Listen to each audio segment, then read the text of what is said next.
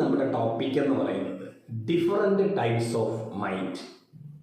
According to Sigmund ഫ്രോയിഡിന്റെ അഭിപ്രായത്തിൽ മനസ്സിനെ നമുക്ക് മൂന്നായിട്ട് തിരിക്കാം. Number 1 conscious mind, number 2 subconscious mind and number 3 unconscious mind. ഇതിൽ കോൺഷ്യസ് മൈൻഡ് എന്ന് പറഞ്ഞാൽ നമുക്ക് ബോധപൂർവമായ മനസ്സ്, അതായത് നമ്മുടെ യുക്തിബോധം, നമ്മൾ ഉണർന്നിരിക്കുന്ന സമയത്ത് നമ്മുടെ ചിന്തകളെല്ലാം നിയന്ത്രിക്കുന്നത് ശരിക്കും കോൺഷ്യസ് മൈൻഡാണ്. ഇനി ഉറക്കത്തിനും ഉണർവിനും ഇടയ്ക്കുള്ള ഒരു മിഡ് സ്റ്റേറ്റിനെയാണ്, അല്ലെങ്കിൽ നമ്മുടെ ആൽഫ സ്റ്റേറ്റിനെയാണ് ശരിക്കും സബ് കോൺഷ്യസ് മൈൻഡ് എന്ന് പറയുന്നത്. Third one is unconscious mind.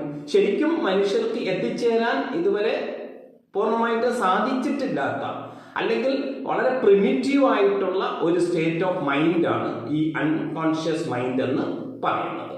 Thank you.